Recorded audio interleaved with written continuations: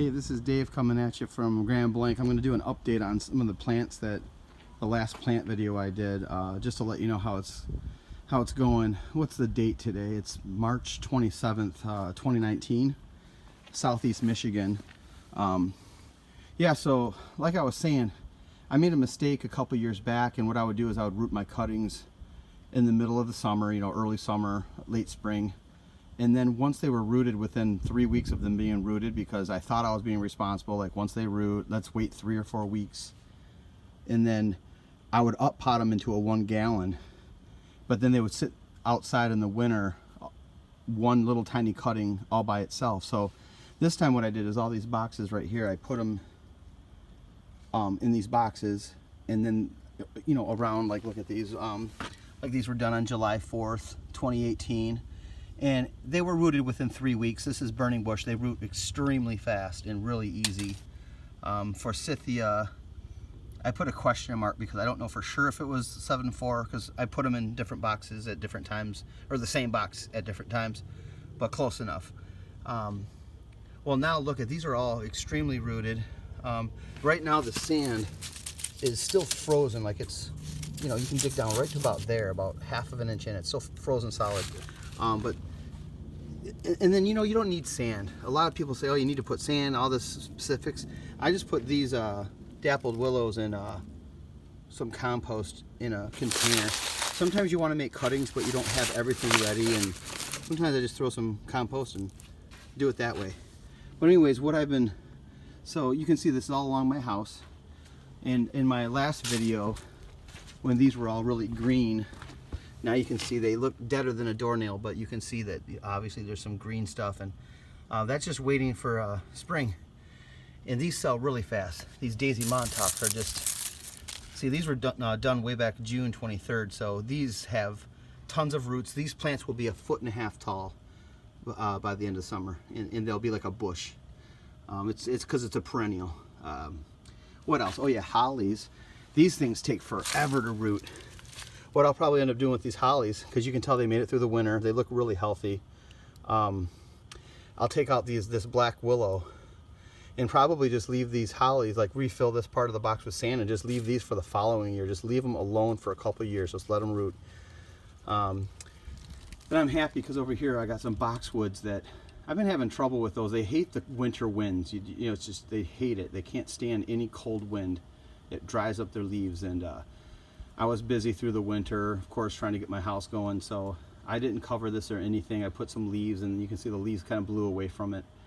They all look pretty good. Once the sand starts warming up and get some moisture on the leaves, and the, you know, starts getting up to around 65, 70, I'm sure those are going to turn out really nice. But anyways, what I was working on today, the springtime, early spring is a great time. You know, even if there's a little bit of ice inside the pots, not too much.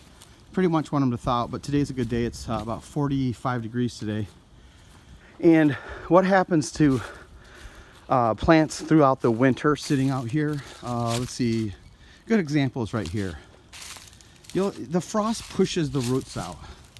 You can see this evergreen, it's just floating around. See that?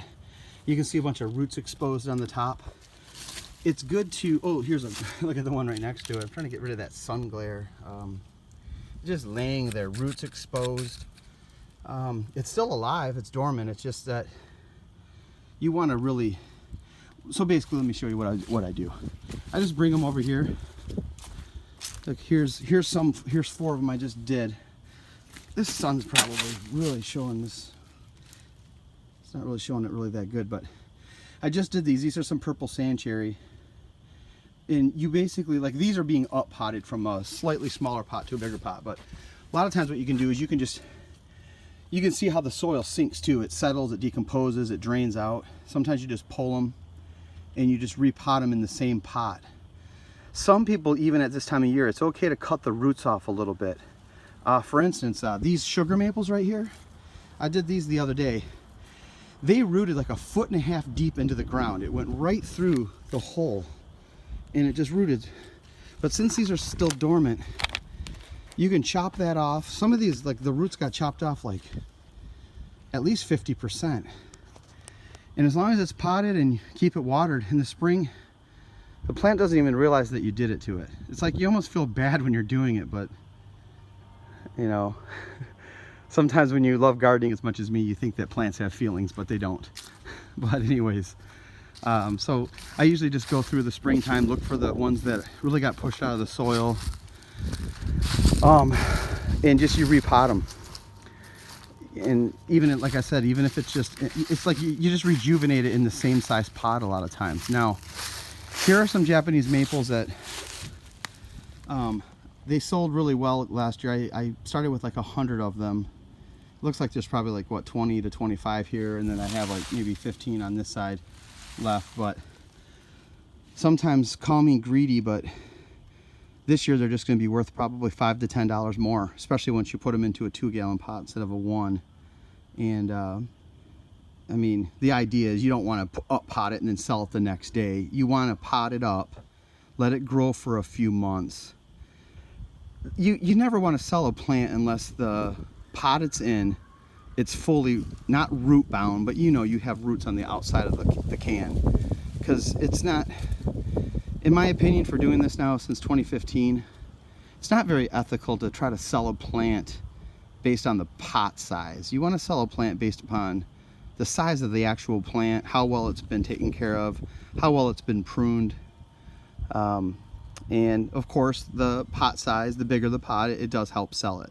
But that's you're not going to have much of a business, I guess, if you have customers that walked out of your backyard feeling like they got ripped off. So I've had a lot of return customers, and I'm proud of it. Here's some more, I just did these today. These are some Arctic blue willow. They don't look like much, but man, now that they're in a bigger pot, sometimes you have these plants that grow all year, but they don't do much on the surface, but underground, man, these are all well rooted, even though they don't really look like anything. They're gonna be 3 times the size, probably by like mid-July. These sell really fast. Arctic blue willow, if you're interested in selling plants quick and growing plants that grow really easy, these are the ones you want to do. Same with dappled willows. I almost you just give up trying to make them because they sell so fast. They're right here. And then here's a good example. I'll be going through these in the next couple days. It doesn't take too long, but you can see, like, from this one, it's alive and well, but you can see that the roots are above the pot and it's crooked. And when you up pot it, you just basically take it out, shake out some of the dirt out of the root ball, but you want to leave some of it. You don't want to disturb the roots, you know, a ton. But when they're dormant like this, it's you know, what I found is, even if we go into a deep freeze again, which we probably won't, but if we've been getting below 0 through the night, but it doesn't hurt these roots, even if you know, you repot them like I'm doing right now. But anyways, yeah, so that's just another pointer of things